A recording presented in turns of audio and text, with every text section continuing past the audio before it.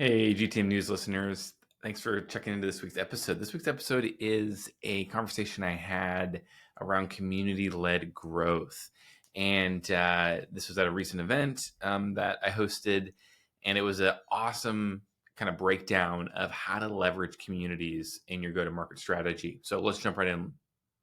Hey, Mel, how you doing? Hey, how's it going?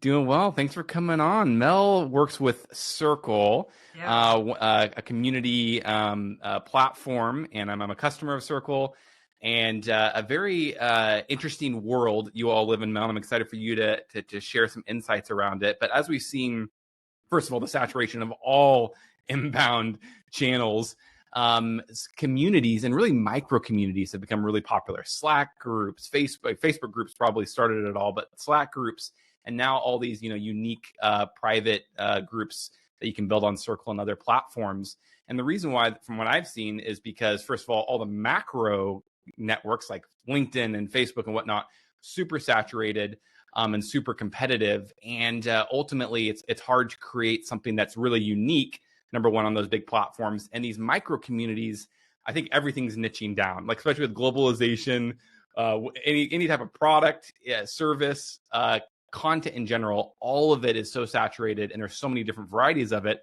And I think the folks that are winning are niching down, right? Niching down on their content, niching down on their products or their services, and really kind of fine tuning. So kind of as an opener for you, I'd love for you to share what are some insights or some thoughts you have that you've seen working at Circle for how to build a community and really kind of building those micro communities.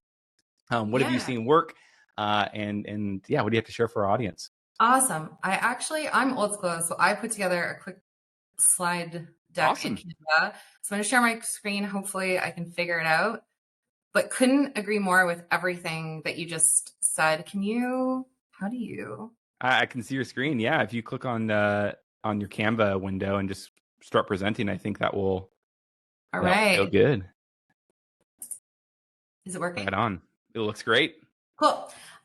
So I think that you alluded to a lot of it, but I really believe that community can be a growth driver in any business and can really fuel and as well as underpin some strategies that you probably have already in place. So Circle is a community platform. We love building authentic connections at scale. But today I'm really going to hopefully inspire you all to learn about community foundations, understand how to leverage your own community blueprint, and get inspired with some real life examples. And I promise to do it all in 9 minutes. I also have a downloadable that I can share with the audience for the second part so that you can actually take it away and build out your own strategy from what I talk about today. At a high level of what is community, I usually like kind of setting the stage here when I have these types of chats because community is defined by so many people in so many different ways. But really at its core, it's about people. It's about multiple connections and multiple communities and communities within communities. And I think, niche communities or nested communities. And the structure often varies of how people have these forms of relationships, whether it's formally or informally. And why people usually get together is to create relationships over a shared interest, to fuel or accelerate their growth or personal development, or have some big impact on the bigger picture of that connection that they all share. So if you're thinking about this as an inbound marketer of why the heck why do I care about this? I truly and authentically believe that this is your unfair advantage to fuel your brand reach and fuel your growth. At Circle, I am so lucky that we have a thriving community that fuels over 50% of our inbound funnel. Just by making and nurturing and building that community, that's actually our kind of unfair advantage to our own growth funnel. It's efficient. It makes everything else efficient. I've seen the math. I've applied this at my last two companies. It makes your paid ads a lot more efficient.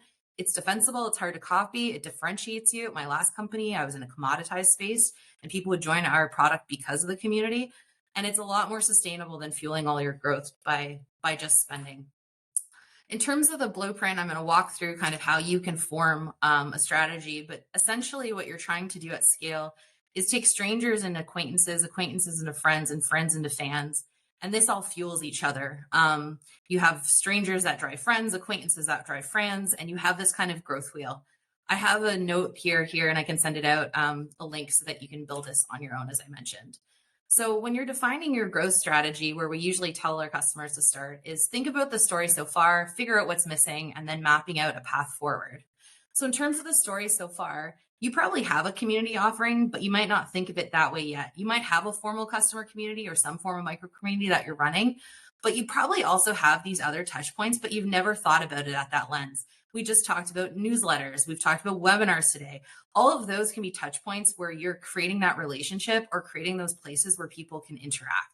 And as you kind of map out this model, figure out or think of yourself, what value are you giving and what value are you getting?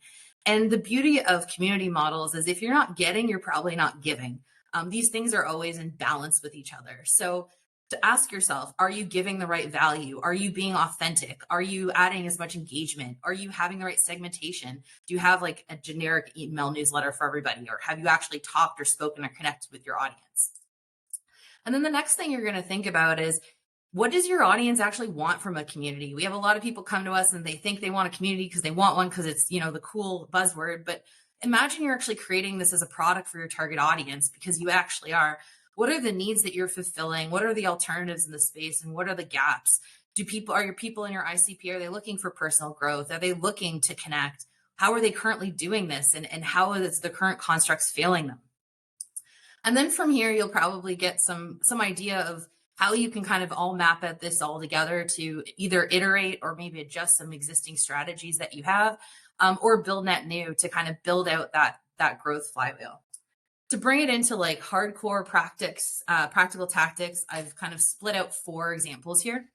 The first is at my former company. I worked for childcare software, and we marketed to childcare owners. And they had this desperate need to connect and learn from other leaders just like them, because they got lonely. They were like running a business by themselves a lot of times, right? They were currently spending a lot of money in these in-person conferences that they couldn't afford. They wanted things more frequently, and they just found that these types of constructs were expensive and out of reach. So when we launched our webinar, we didn't just like launch a webinar. We actually highlighted community voices. We had a host who was a childcare owner director. We made sure that the interactive sessions were free. We integrated growth rituals between badging, welcoming new attendees, certifications. We had its own branding, and actually created its own community and space for folks every single week to connect, as well as had tons of great products of content, downloadables, etc. In the last year that I was there, our average attendance rate was 5,000 people live every single week. And if you think within how small that market is, that's a lot of people. 80% of audience would retain every single week. So we almost had this like growing snowball week over week. At its peak, 25% of people learned about our product through that webinar. And 24 people attended every single session over 3 years. Didn't miss a single week. So really taking that need, our want to tell our story, and launching that tactic. At Circle, we do this all the time because, again, I have the unfair advantage of our amazing customer community. We know that within, especially our entrepreneurs and solopreneurs, they want to know where they stand as community builders, and there's really no reference in the market. We want to position ourselves as thought leaders. So we partnered with our community to launch a comprehensive benchmark report. It's 48 pages of qualitative, quantitative data. We feature 24 of our best customers. And within its first week, we had over 3,000 downloads. And naturally, we're seeing this being shared on social channels organically all over the place because the content is so authentic. In terms of our community, again, we invest a lot in customer education. And again, their need, our customers, they really want to be confident that they're doing it the right way. We want them to use our new features, probably share about it, and become fans.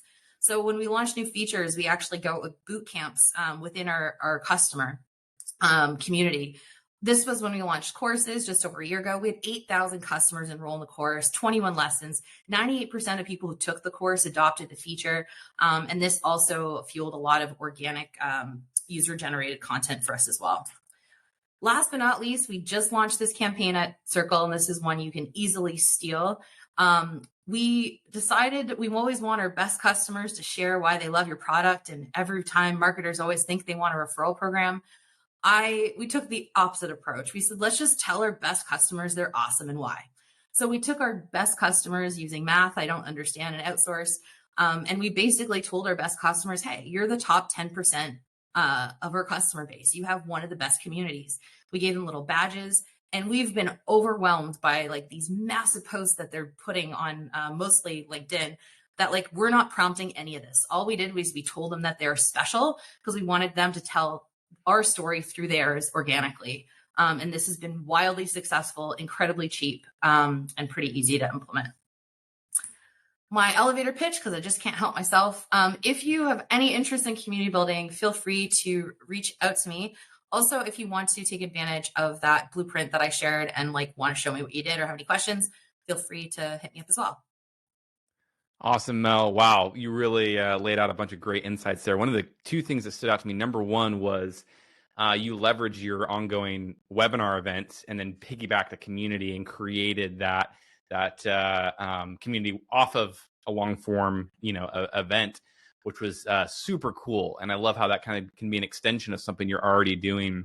And then the other thing was really making those advocates, your customers that were in your community, and then amplified through, made them advocates as you recognize them and as they felt special and felt recognized. So really cool insights. Yeah, folks, reach out to Mel if you'd like the downloadable or send me an email. Happy to pass it on. Thanks again, Mel, for coming on. Appreciate it. Thanks so